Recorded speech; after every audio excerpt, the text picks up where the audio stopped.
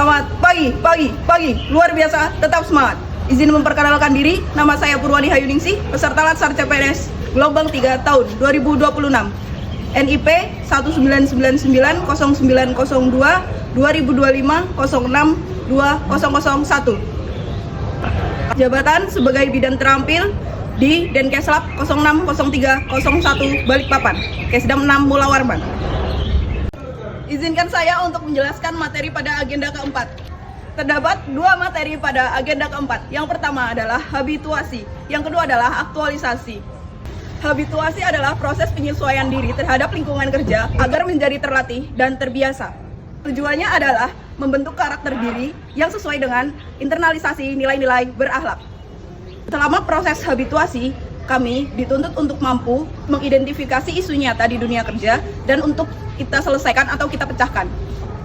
Tahapan habituasi yang pertama adalah identifikasi isu, yang kedua adalah pemilihan isu, yang ketiga adalah gagasan kreatif, yang keempat adalah rancangan aktualisasi, yang kelima adalah pelaksanaan aktualisasi, yang keenam adalah pelaporan. Dalam tahapan menemukan dan menganalisis isu, ada beberapa tahapan. Yang pertama yaitu environmental scanning, yang kedua adalah sumber isu, yang ketiga adalah teknik penggunaan tapisan isu. Selanjutnya, saya akan jelaskan tentang teknik analisis USG. USG yaitu singkatan dari U adalah urgensi atau seberapa mendesak masalah tersebut jika tidak diselesaikan. Yang kedua adalah S atau seriousness, seberapa serius masalah tersebut jika tidak segera diselesaikan. Yang ketiga adalah G atau growth, yaitu seberapa mungkinkah masalah tersebut menjadi besar jika tidak segera diselesaikan. Selanjutnya adalah aktualisasi. Aktualisasi adalah proses merealisasikan gagasan atau teori dan diimplementasikan pada dunia nyata. Contoh konsep aktualisasi yang berlandaskan nilai-nilai dasar berakhlak.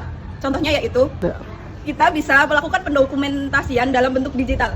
Yang kedua, kita bisa melakukan edukasi dalam bentuk digital. Yang selanjutnya yaitu perbaikan sistem pelayanan dalam bentuk digitalisasi.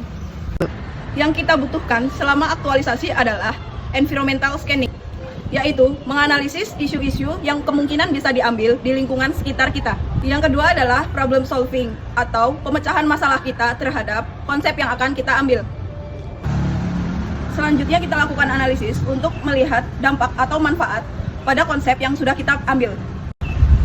Yang selanjutnya adalah teknik komunikasi. Bagaimana kita melakukan komunikasi efektif kepada siapapun yang terkait untuk melakukan pemecahan pada masalah tersebut. Di era transformasi digital, pengembangan kompetensi ASN tidak lagi terhambat oleh sekat, ruang, dan waktu. Smart Bangkom hadir membawa metode pembelajaran yang adaptif, memadukan fleksibilitas dan interaksi melalui dua pilar utama, pembelajaran sinkronus dan asinkronus. Pertama, metode sinkronus. Inilah ruang interaksi langsung di mana kita bertemu secara real time melalui ruang virtual. Kedua, metode asinkronus. Ini adalah bentuk kemandirian belajar yang sesungguhnya. Melalui materi MOOC yang terstruktur, kami memegang kendali penuh atas ritme pembelajaran. Asinkronus memberikan ruang bagi refleksi mendalam. Kita sering mendengar bahwa perubahan adalah keniscayaan. Namun, dalam ruang-ruang birokrasi, perubahan seringkali terhenti dan hanya sebagai wacana di atas kertas. Kita terbiasa dengan rutinitas, sehingga lupa bahwa setiap detik yang kita habiskan adalah bentuk pertanggungjawaban kepada publik. Agenda 4 bukan sekedar pelengkap, ini adalah jembatan. Jembatan yang menghubungkan antara nilai-nilai dasar berakhlak dengan realitas dalam pekerjaan. Inilah saatnya kita diuji oleh integritas dan kreativitas. Bukan tentang seberapa tebal laporan aktualisasi yang saya susun, tapi seberapa besar dampak yang nyata yang akan saya berikan kepada unit kerja. Selamat datang di agenda 4, habituasi dan aktualisasi. Jangan hanya jadi saksi sejarah birokrasi, jadilah bagian dari transformasi itu sendiri. Mari kita mulai berkarya.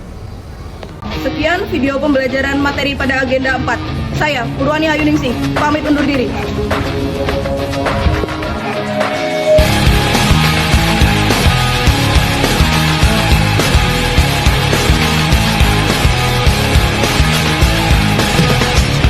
have to